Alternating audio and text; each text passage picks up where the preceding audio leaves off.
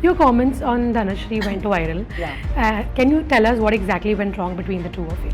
Well, I think it was quite explosive journey for me. There was a black dog on the set, and that dog would always sit with me. So I was just like, thank God I have one companion in this entire show. Like I've not been able to sleep every night. I'm sleeping at 3 o'clock, 4 o'clock because I'm constantly thinking about what happened to me.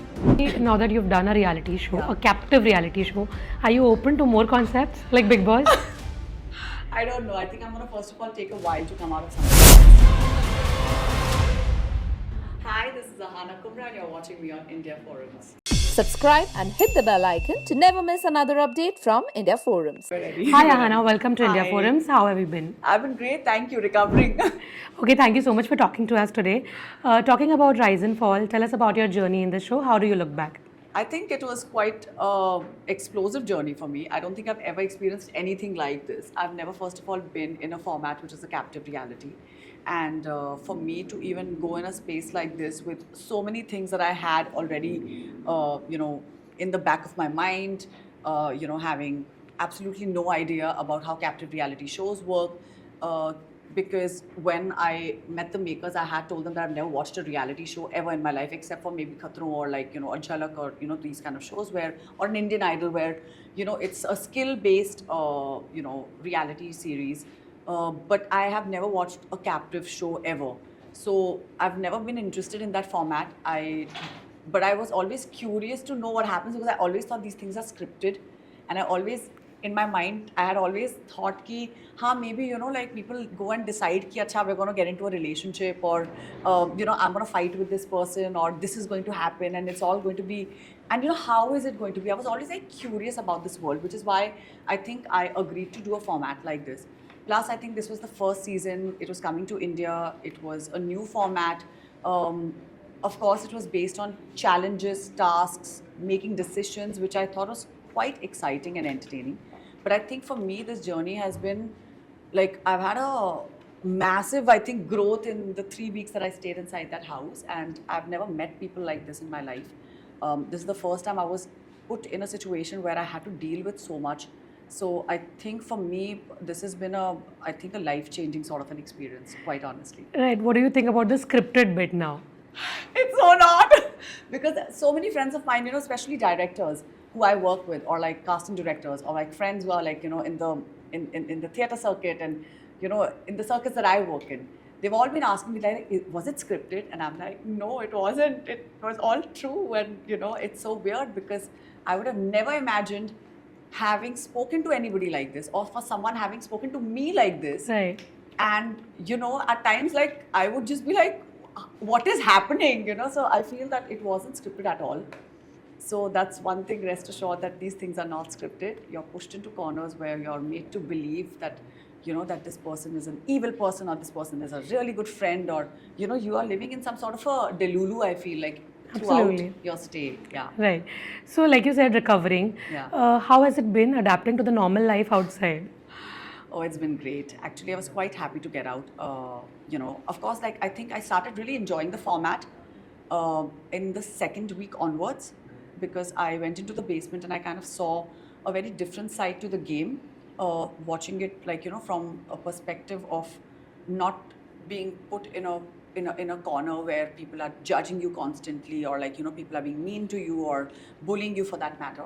I feel that the basement was the place where I thought a lot of conversations happened, and that was a place where people really heard each other out. And I think it's so much more like I'm now trying to apply these rules to my life.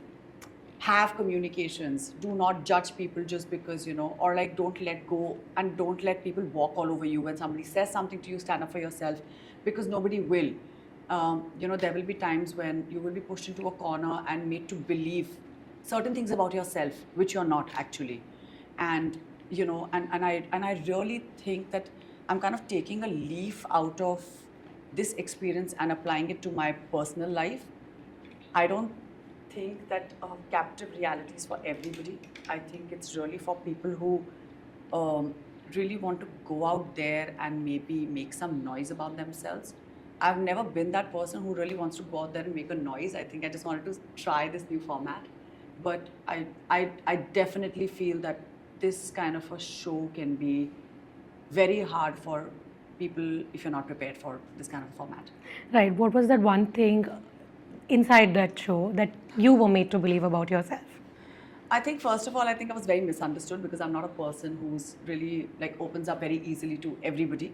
I'm somebody who's been actually, I've been brought up very differently. Like I've been very pampered and I've been very loved. I come from a place of a lot of love. So when you're suddenly pushed into a place where, you know, you're being judged at a drop of a hat, or you're not being spoken to the way you're used to being spoken to, and you know, I mean, I feel like I'm not somebody who like adapts very easily to a new environment. I think for me, my body had a shock, and I lost my voice, I think, on the second day of the show, and I had fever, and I was on medicines, I think, after that. And what happens is with me, like if I don't like some things, I think my body kind of reacts to it. Okay. And I think it was somewhere reacting to it and going like, okay, you know what, this is not your space, this is not your space. You're probably not. But I think over a period of time, I kind of eased into the format. So I'm not ever going to say that I did not do well in the format, because it is not an easy format, you know, just leaving your phone behind, not being able to talk to somebody you absolutely love. So for me, that was the hardest part, you know, where I thought like a lot of people misunderstood me, but I think by the time I went to the basement, I had a lot of nice conversations, good conversations with so many people I misunderstood myself in the first week of this show. Again, this is not a slow burner. This format is a all guns blazing at you, like from day one, like from the word go, things started to happen, like things started to roll, and it's just like, oh my God, am I like in a Hindi film? Like, what is happening? Somebody save me! You know, it's just, there were so many moments like that in the show, and then you realize that, you know what, there's nobody going to stand up for you. You have to stand up for yourself, and of course, those who've had past experiences in reality, they were more adept to handling situations like these. But there were many of us who were doing this for the first time. So it was a lot of shock to many of us, and I can say this quite safely for many, that it was not a comfortable space for many of us. Right. Did you happen to watch the episodes of this show, and what do you think about your journey in the show then? Do you think anything went wrong from your side as well? I think I was, so I haven't watched the show. I don't think I will be watching it, because I think I'm still kind of recovering from whatever's happened. And I think it's taken a lot of mental, you know, it's taken a hit on my ability to be able to see things, because I'll tell you honestly, I don't think anybody was bad or good on the show. I don't think I'm going to label that as a thing, because you're in a place or in a situation where you're made to believe that this person is an evil person, or this person's a really bad person, and that person can be my friend, where you've just known somebody for only 24 hours. Right. I don't think on the basis of judging somebody for 24 hours, or on the basis of judging somebody for a week, you can decide that this person can be my friend for life. I don't think that ever happens in life. I don't think it can happen to any of you also. And so I think, because the format is like this, it's so gripping in the sense that you're made to believe a certain thing, and that actually might not be true for that person. And I used to actually feel like, am I a schizophrenic person? Because I just said this person is bad 2 days ago, and now I'm praising this person. So something's got to be wrong with me, you know? So I don't think it's the problem with the people. I think the problem was with I won't even say it's a problem. I think that was the format, where you're made to believe that this person's a really evil person, but because the next day you have to work with that person, or like make a decision with that person, or do a task or challenge with that person, you have to talk to that person. So it was just like, hey, is something wrong with me? Because I disliked this person like just 24 hours ago. So you can change your opinions. Your opinions got changed so fast, so quickly, so rapidly, that it, like, your mind is constantly like, whoa, hey, I have to say sorry to this person and move on, you know? So let's move on. So I think let's move on was the tagline of Rise and Fall. Right, okay. A lot of personal remarks were also made Yeah. on you. How do you see it now? And अगर यही चीज़ आपके साथ बाहर होती, how would you handle it? Well, I first of all would have not made any personal remarks on people, knowing myself as a person. I think I have, for me, it's very clear. I I've never lived my life on people's opinions. And if I have to base my life on 15 people's opinions who I've just met for a week, then I would say that I'm sorry, I've not lived a good life, because I think I've lived a very fulfilling, a very good life. As I said, I come from a lot of place of love. In fact, I think when I got out, all my girlfriends from everywhere have called me and they were like, "Oh God, thank God you're out," because it was so vile after a point. And I said, yeah, it got very toxic. Actually, it became better, I think, over a period of time. It was very toxic when we came in, because everybody was like, at each other's necks. I think over a period of time, we were just like, हाँ ठीक है, ये तो ऐसे ही है. अभी इनसे क्या ही बोले, it's one of those things. So Right. you let go. Right. And so much more like life. But I don't think I would have ever passed any personal judgments, which I still don't, on any of the contestants, because I felt a certain way. I was made to feel a certain way. I don't think I ever went to a place and cried, apart from crying to Arjun once or twice, like, when I went to him, or maybe once I did to Nayan. But I don't think I'm that person I'm actually quite disinterested in people's personal lives. And that also comes from a place from the fact that I have started living for the last 5 years in a very solo environment, where I go out in the sun, I get a lot of sun in the morning, I go for my runs, I go out to the park, I go for a run, I get a lot of sun, I have a lot of these animals who I absolutely love. I have like my cats and my dogs in my park. I have my sabzi walas, my fruit wala bhaiyas. When I go for my runs, I have these aunties, who walk with me in the park. So I have had actually a really, that sort of an existence where I have learned how to live with myself. So when I'm suddenly put into a space with so many new faces from so many different stratas of society, from so many walks of life, it was a little hard for me to adjust initially, because you're used to a certain way of life, and you're used to a certain conversation with your friends, and you're used to confiding into a certain way with people that you trust.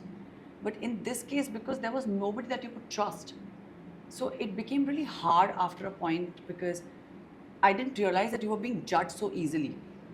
And what you would say would get misconstrued in so many ways. And I think I was very misunderstood in the first half of the show. And in the second half of the show, I think I have gone out there and said sorry, because the last thing I want to do is break somebody's heart or say something bad to them, and then kind of think about it in hindsight and be like, hey, you know what, I said something like this to this person, and then I never went and said sorry.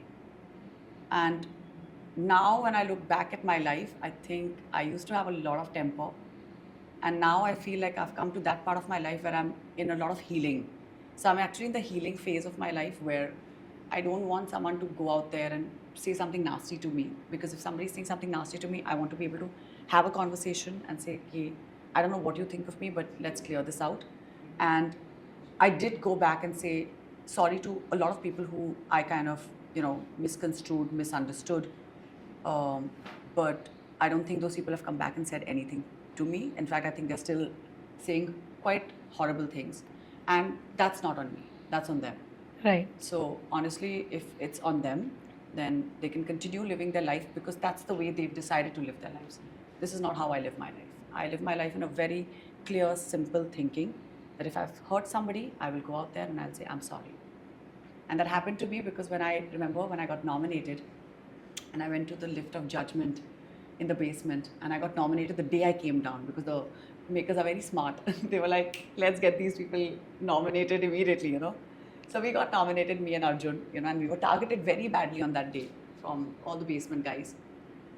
And I remember I was standing in the lift thinking like, hey, people in the penthouse do not like me. Now I've come to the basement and I don't have a relationship with any of them. And maybe they've already had a judgment towards me without even knowing me, or without even giving me a chance to get to know them.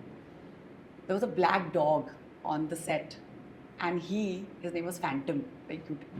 And he came into, the lift of judgment while I was nominating somebody.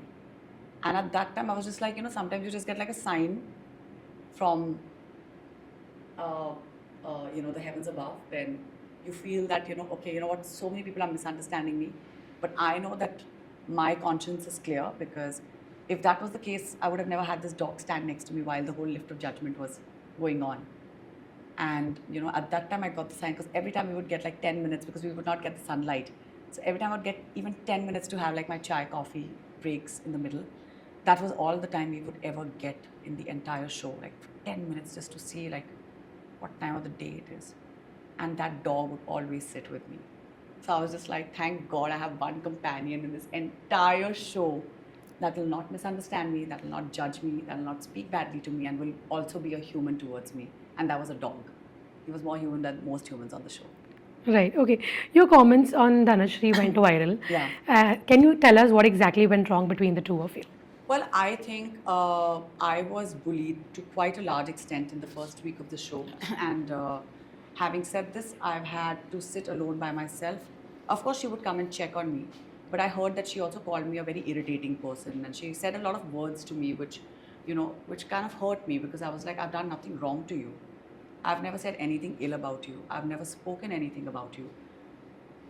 This whole Andolan and this campaign that started against me, in this first week, kind of threw me off, because I was like, what is it that I have done to have so many people speak ill about me? Right. I actually had no conversation with any of them. I still don't know any of those people. I still don't know Dhanashree. I still don't know Nayandeep. I still don't know Arbaz, yes, because he would come and sit with me, because he has done this format and he was like, I know how it is to sit alone when the whole house is not talking to you and you're sitting alone and nobody even asks you for a cup of coffee or like even for like a glass of water. And as I said, I'm not used to an environment like this. So I think when I went down, I obviously had a very different picture of the people up there. And of course, it got misconstrued. But I don't think I've ever said anything wrong about her personal life. I don't think I ever, even in the first week, I never spoke about her personal life. I think there are some rounds of some video of like, somebody talking about her personal life. I don't think I ever spoke about it, because I'm quite a disinterested person in people's personal lives. If you want to talk to me about the game, you want to talk to me about strategies, you want to talk to me about how the show is going to progress, I'm very happy to discuss that, but I'm really not interested in talking about your personal life. So, having said that, when something like this happens to you, and on stage, when I stood and somebody screamed, I think Akriti screamed that I have done some sort of a character assassination. I was like, where is it on camera? Please point it out on camera. What have I said about anybody's personal life that I should be right now be misconstrued? And honestly, I did not want to scream and shout, because in that entire show, everybody was either crying or victimizing or screaming and shouting. And I don't come from that space where I have to scream and say anything out loud.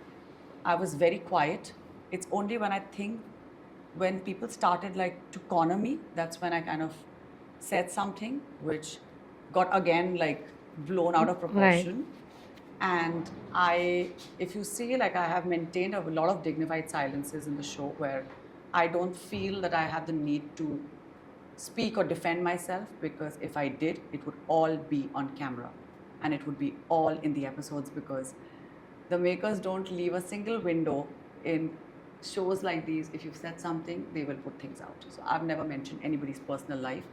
And as far as I go, and as far as me as a person, I'm quite disinterested in people's personal lives. Right. So they can continue living their life the way they want to. I don't want to be told in all my years of living that how I should live my life. In the same way, I don't think I have any rights to tell somebody how they should be living their life. So yeah, I think it got sorted, and I wish Dhanashree the best for the rest of the series. She's playing it quite well. So, I mean, more power to her. Right. Okay, lastly, now that you've done a reality show, Yeah. a captive reality show, are you open to more concepts like Big Boss? I don't know. I think I'm going to first of all take a while to come out of something like this. So I did speak about like I have anxiety. So at this point, I had actually spoken about it. I was just like, I don't know if this is the right show for me at this point of time in my life, because when you're going through medication for something, it can escalate to a large extent. And I was very worried that I might actually become like, a victim of my own mind. Right. Honestly, I'll tell you, I've never lived my life according to what people think. If that was the case, I would have not had this long a career. I would have never been able to work with the amount of people I have worked with. I would have never been able to jump the kind of formats I have jumped into. I'm very open to work in reality. Yes, I'm very open to working in a space where I feel loved. But for me right now to comment and say that I will never do something like this, I never say never because there is a never in all our lives. But having said this, I also feel that I today have a lot of respect for people who do captive reality because, you know, earlier I used to be like, yeah, they're just doing all this. And I would just like judge them at the drop of a hat. But today I'm just like, what happens to their mental health? And that really has a lasting effect. Like, I've not been able to sleep every night. I'm sleeping at 3 o'clock, 4 o'clock because I'm constantly thinking about what happened to me. And it can take a huge toll on your mental health. And I think we're in 2025 where mental health, anxiety, depression, these things have become so prevalent in our society. For that matter, I feel like everybody's a phone addict. You know, all of you all after finishing this interview will be looking at your phone, Instagram, you know, social media, WhatsApp, chatting. And when I went into the captive reality, I was so worried I will miss my phone. How will I not talk to somebody? Within 8 hours, or I think say 6 hours, I forgot I need a phone. So I think it says a lot about, you know, how much you need a certain thing. I feel like you don't need devices. I think what you really need is conversations. And you really need to concentrate on your mental health, and that's really on you. A captive reality is a very big price to pay for your mental health. And that I will say quite openly. If you're worried about your mental health, if you're worried about your peace, then I think a captive reality is something that you should really think hard before you go into, because it has lasting effects on your health. And I hope I can move on easily, you know, from something like this, and I can find peace. I have already, I think, gone and apologized to whoever I've said anything to. And that's my stance. And I'm clearing this out that I have nothing against any of these people. But yeah, if it has to take a toll on your mental health, then you have to rethink this. Thank you so much, Ahana. It was lovely talking to you. Thank you. Thank you.